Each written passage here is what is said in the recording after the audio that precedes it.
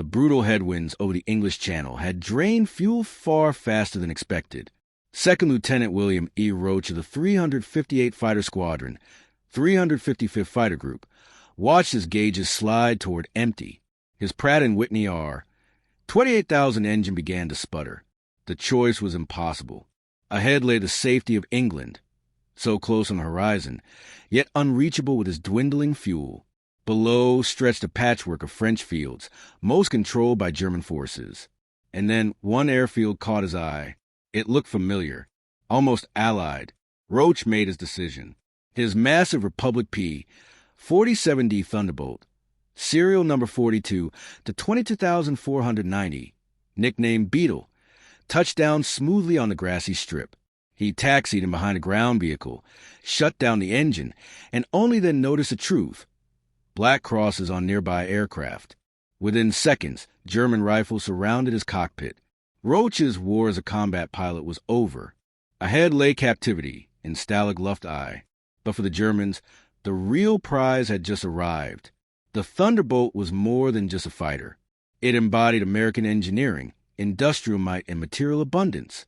When the Luftwaffe captured an intact P-47, they gained a revelation. Over the next 18 months, German engineers would disassemble, test, and fly the Thunderbolt. What they discovered shook them. Germany had not merely fallen behind in technology. They had been competing in an entirely different league of industrial warfare. The Luftwaffe had first encountered the P-47 in April 1943, when American escorts began protecting B-17 bombers. Initial reports from German pilots were dismissive. The fighter was huge, sluggish at low altitudes, slow to climb, and seemingly incapable of a proper dogfight. But buried in those same reports were troubling details. Thunderbolts that chose to disengage simply vanished in a dive, untouchable. Its 8 heavy machine guns tore through targets with devastating effect.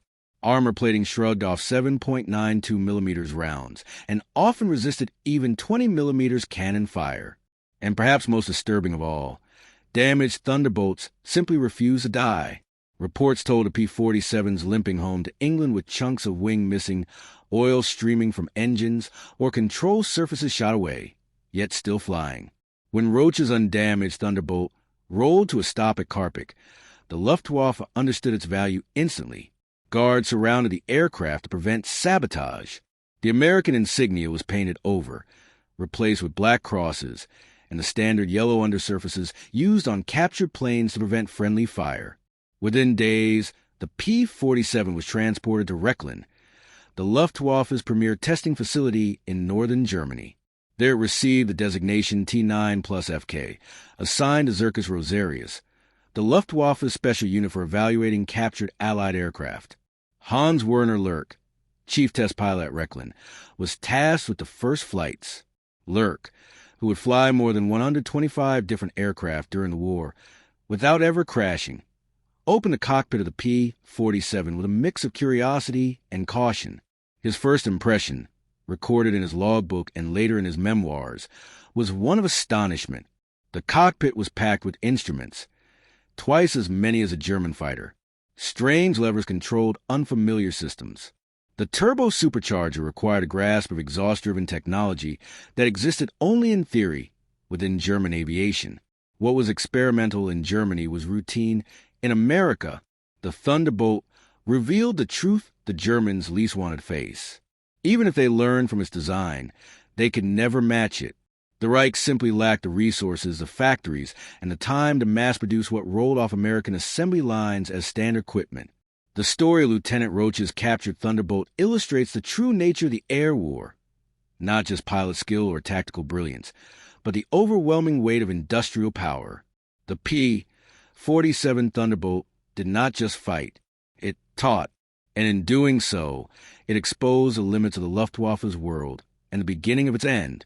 The P-47's propeller and engine systems operated on a different logic from anything in German service. What puzzled Rechlin's engineers most was the Thunderbolt's elaborate semi-automatic engine management. Systems the Luftwaffe pilots normally controlled manually with constant throttle and mixture fiddling. Hans Werner Lurk recorded his bewilderment in his log and later in his memoirs. The P-47 cockpit could baffle even an experienced test pilot. He spent long hours on the ground tracing the function of levers and instruments, working them out by trial and careful observation before he would risk flight. A methodical caution born of evaluating an unfamiliar machine without manuals or official documentation. Even the engine start sequence revealed a sophistication rare in German practice. The Pratt & Whitney R2800 Double Wasp required a precise procedure to bring its massive turbo supercharger online. Lurk followed each step like an engineer, cataloging actions and inferring purposes until the 18-cylinder radial thundered to life. The sound itself was a revelation, a deep, resonant rumble unlike the sharp bark of German inline engines or even the BMW 801 that drove the FW190. It announced enormous displacement and reserves of power held in check. Lurk felt the machine's weight through controls as he taxied. An empty P-47D approached 10,000 pounds, and with full fuel and ammunition to type, he flew edge toward 13,500 pounds. By comparison, the FW190A8, one of Germany's heaviest single-seat fighters, weighed roughly 7,500 pounds empty and about 10,000 plus fully loaded. The Thunderbolt was, in short, genuinely massive, larger than some twin-engine aircraft then in Luftwaffe service. When Lurk advanced the throttle for takeoff, the gulf in engineering philosophies became obvious. The R2800 developed roughly 2,000 horsepower at standard boost and could reach around 2,300 horsepower with water methanol or emergency injection. Germany's BMW 801D, the best radial the Reich mass-produced on an order of 1,700 to 1,730 horsepower in continuous ratings. Even with that power edge, the P-47's greater mass meant longer ground runs. Lurk used nearly the entire grass strip at the transfer field before lifting off. Once airborne, however, the Thunderbolt began to reveal why low-altitude encounters had convinced German pilots they'd found an inferior machine. Up to about 15,000 feet, the P-47 felt heavy and sluggish in turns, with an unimpressive rate of climb compared to the FW-190 or Bf-109. Precisely the picture many Luftwaffe reports had painted. A skilled German pilot in a contemporary fighter could outturn the Thunderbolt in that band. Above roughly 20,000 feet, everything changed. The P-47's turbo supercharger, driven by exhaust gases and becoming more effective as ambient pressure fell, forced massive volumes of compressed air into cylinders. Where German engines choked and lost power with altitude, the R2800 maintained rated output. At 25,000 feet, a Thunderbolt's engine still produced full power while German fighters were operating well below sea level ratings. Lurk pushed the throttle forward at altitude and felt the big aircraft surge with unexpected liveliness. He rolled the Thunderbolt into a steep dive to test high-speed behavior, and the machine responded with brutal enthusiasm. The P-47 accelerated past 500 miles per hour in a steep dive, into speeds where airflow around the airframe stiffened controls, and recovery demanded both hands on the stick and considerable strength.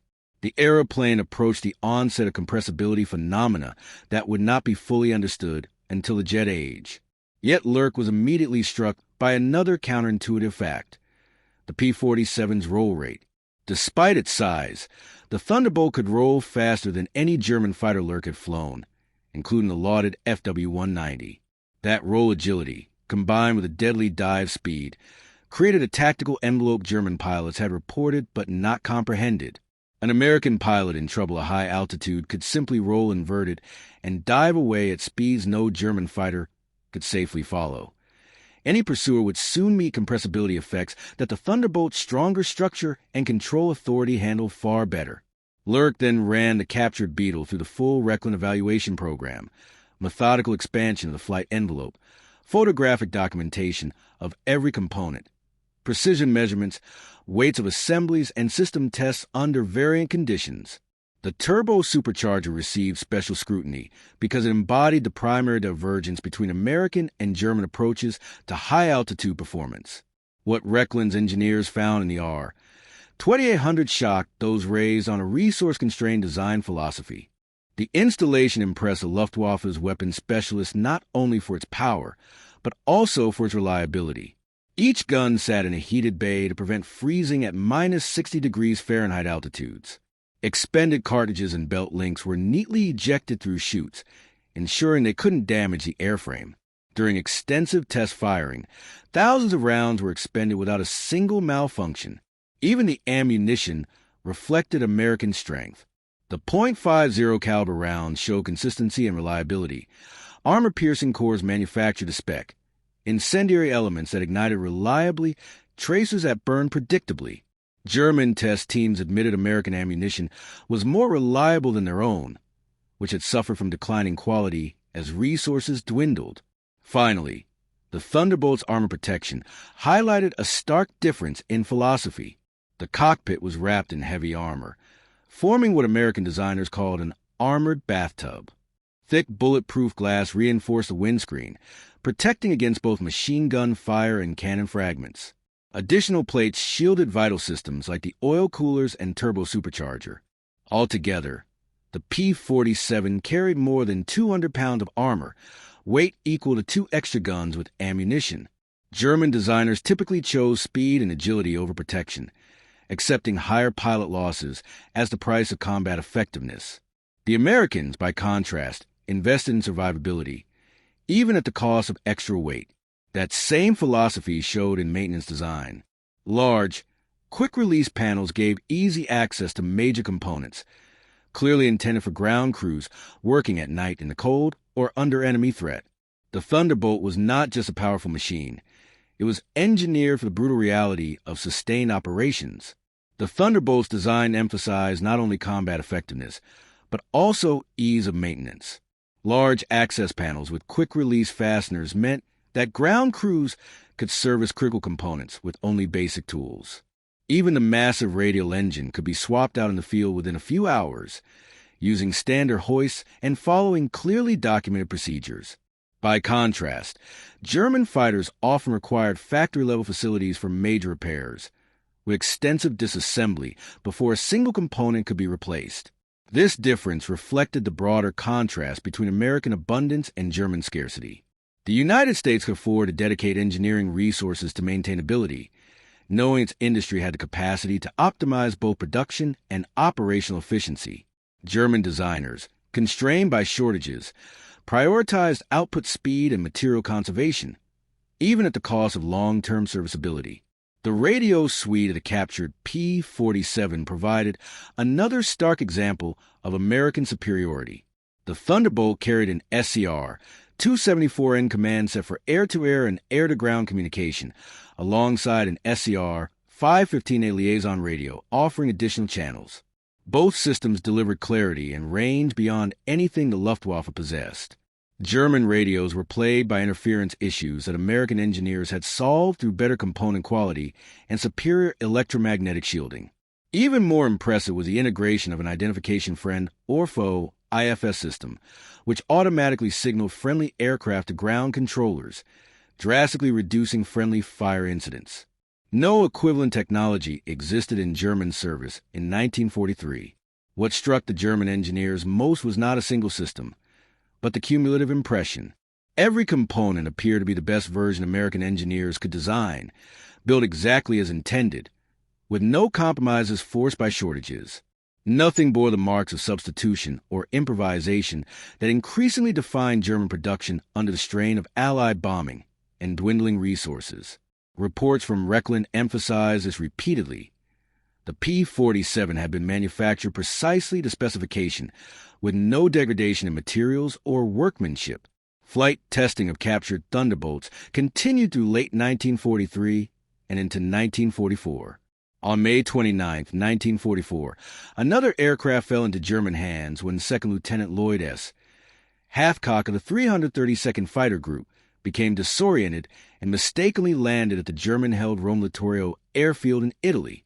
His P-47D, serial number 42 to 75,971, had previously served as the personal mount of Ace George Newton of the 317th Fighter Squadron. The Luftwaffe quickly transferred the aircraft to Reckland, where it was first marked as 8+6, then reassigned to the Zircus Rosarius on October 12, 1944, with the designation T9+LK. The technical evaluations produced tactical recommendations distributed to Luftwaffe fighter units. Pilots were advised to engage P-47s below 15,000 feet, where Thunderbolts were sluggish and slow climbing compared to German fighters.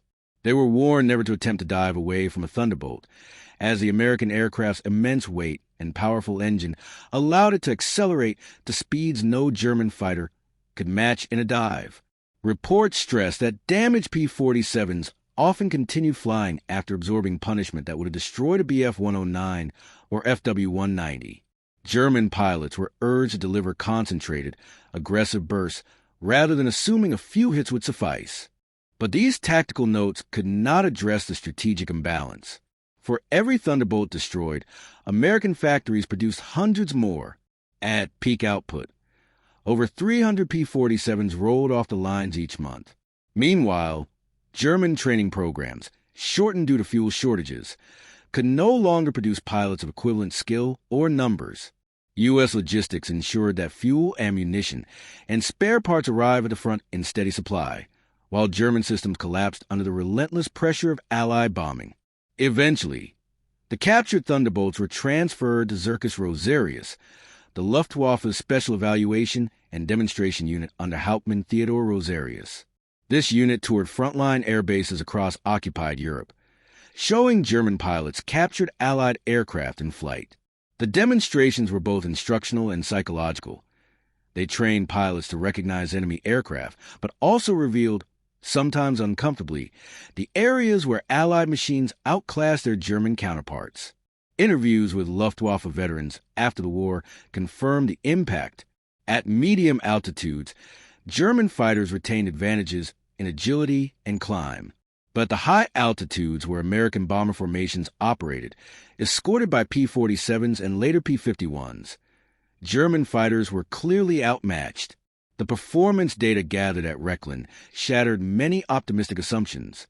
At sea level, the P-47D managed 350 miles per hour, slower than the FW-190A at 408 miles per hour. At 10,000 feet, the Thunderbolt reached 375 miles per hour, still below the German benchmark. But at 30,000 feet, the picture changed dramatically. The P-47D surged to 426 miles per hour, while the FW-190A barely reached 370 miles per hour, and the Bf-109G about 385 miles per hour.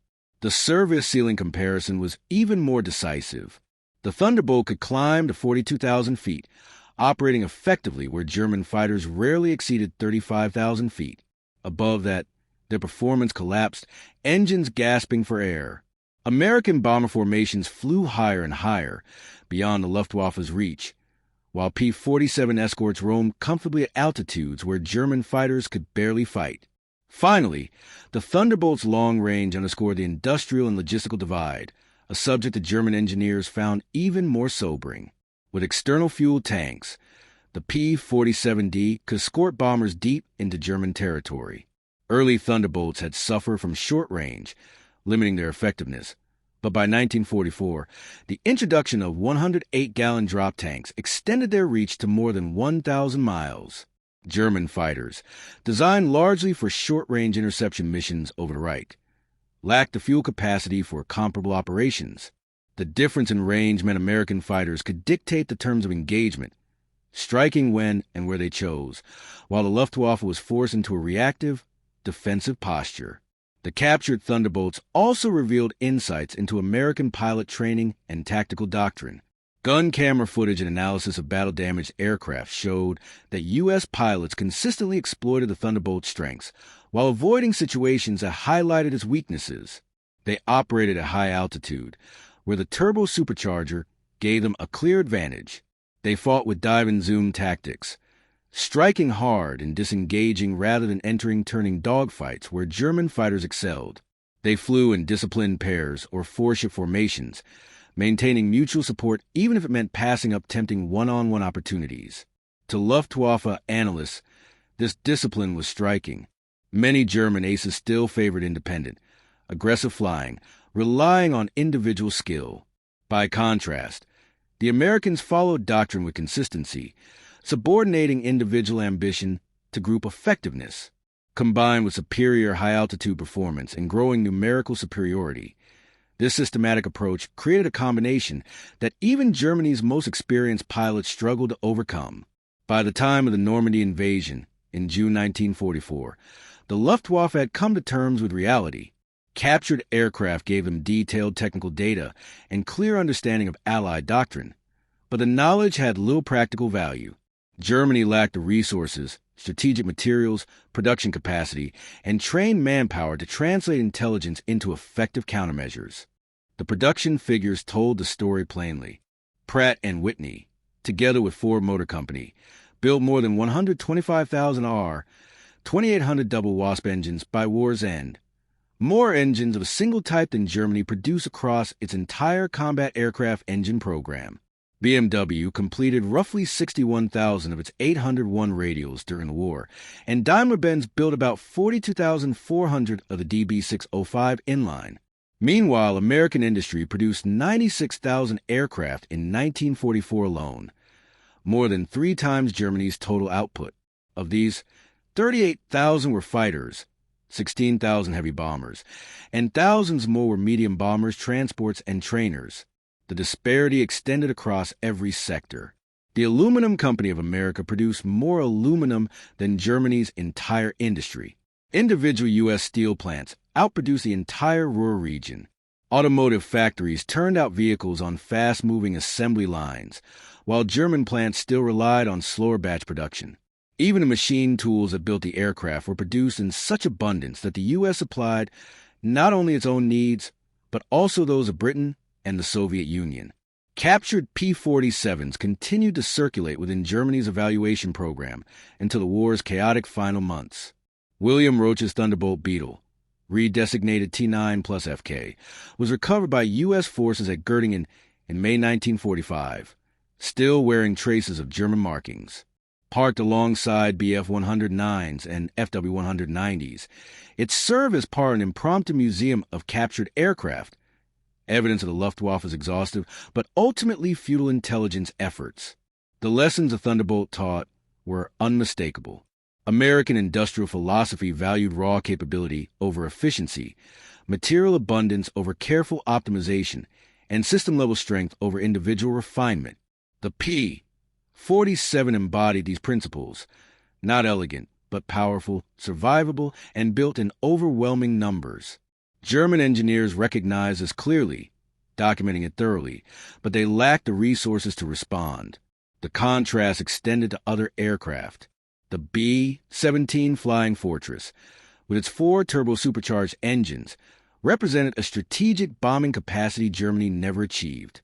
The P-51 Mustang, combining American design with the Rolls-Royce Merlin, became arguably the finest piston-engine fighter of the war. The P-38 Lightning, with its twin engines and tricycle gear, showed a willingness to embrace unconventional solutions. In each case, the pattern was the same. The Allies solved problems through engineering supported by immense industrial power, while Germany attempted to compensate for shortages through technical ingenuity alone. By late 1943, the Luftwaffe still fielded some of the best aircraft in the world, flown by highly trained pilots. But against the United States, whose industrial base dwarfed all others combined, even superior design and tactics could only delay defeat. U.S. aircraft production doubled year after year, surpassing 96,000 annually by 1944. Germany never exceeded 40,000 in any year. In 1942, German fighters often outclassed their opponents. By 1944, American designs equaled or surpassed them in nearly every category. By 1945, the gap was unbridgeable. The psychological toll was immense. Luftwaffe pilots increasingly felt not like warriors but like targets in an inexorable war of attrition. No matter how many Allied planes they shot down, more arrived the next day. Even the most skilled German aces could not hope to offset the crushing combination of Allied quantity and quality. For German pilots, the captured P-47s were physical proof of this reality. They could touch, test, and fly the machines that symbolized the industrial might arrayed against them. The Thunderbolt was not a miracle weapon. It was simply a very good fighter, well designed for its mission, armed and armored to a high standard, and produced in staggering numbers. By war's end, American industry had built 15,683 Thunderbolts, alongside 15,486 Mustangs, 10,037 Lightnings, 13,738 Hellcats, and 12,571 Corsairs. Over 70,000 fighters in total. Each one embodied the enormous resources of U.S. industry. German engineers studied these aircraft with respect, documented their capabilities with precision, and grasped the implications with clarity, but they could not replicate what they saw. The final irony was unmistakable. Germany understood why it was losing and even how the Allies were winning, but it lacked the means to change the outcome. The captured P-47s told the story of industrial warfare in a modern age. Victory went not to the side with the cleverest designs or the most skilled pilots, but to the side with the industrial power to design, build, and sustain overwhelming force. Many Luftwaffe pilots referred to the P-47 simply as that 8-gun fighter, while others called it Indiana, after the Thunderbird emblem painted on the cowlings of many squadrons. By late 1943, they had learned through hard experience to avoid combat with Thunderbolts above 20,000 feet, where the American turbo-supercharger gave the aircraft a decisive edge. By war's end, P-47s had destroyed approximately 3,752 enemy aircraft in the air, while some 3,499 were lost to all causes: combat, accidents, mechanical failures, and the hazards of ground attack missions.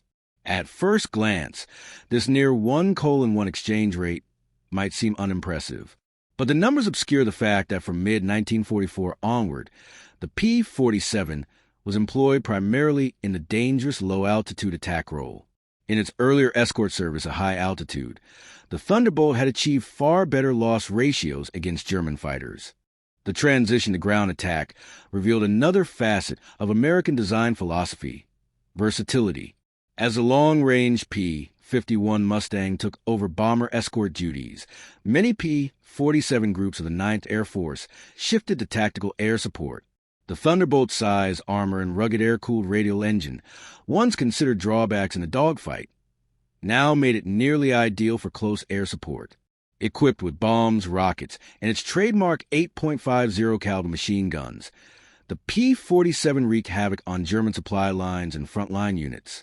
Pilots claimed the destruction of over 86,000 railway cars, 9,000 locomotives, 6,000 armored vehicles, and 68,000 trucks. While duplication was inevitable, the scale of damage and disruption to German logistics was undeniable. Ground troops came to dread the deep rumble of the Pratt & Whitney R-2800 at low altitude, a sound that meant destruction was near and escape unlikely. The stories of captured Thunderbolts add a human dimension to this broader narrative. William Roach's P-47D Beetle, 42 to 22,490, redesignated T9 plus FK, survived the war and was recovered at Göttingen in May 1945. After American intelligence examined it to study German testing methods, it was scrapped. Roach himself spent the war as a prisoner at Stalag Luft I until liberated by Soviet forces. Another captured P-47, flown by Lloyd Hathcock, 42 to 75,971, T9 plus LK, also survived the war, but was not preserved. Hathcock, the only African-American pilot at Stalag Luft III, endured the infamous forced marches during the winter of 1945, before liberation. After the war, he helped spearhead the desegregation of the U.S. Air Force and later pioneered aerial reconnaissance photography at Wright-Patterson Air Force Base. Hans Werner Lurk, the German test pilot who flew captured Allied aircraft, remarkably survived flying 125 different types, never once crashing. His memoirs remain one of the most detailed accounts of the Luftwaffe's evaluation of Allied planes. In the end, the examination of Thunderbolts at Rechlin underscored a reality that extended far beyond one fighter. The air war over Europe was decided not by individual pilot skill, tactical brilliance, or even marginal technical superiority.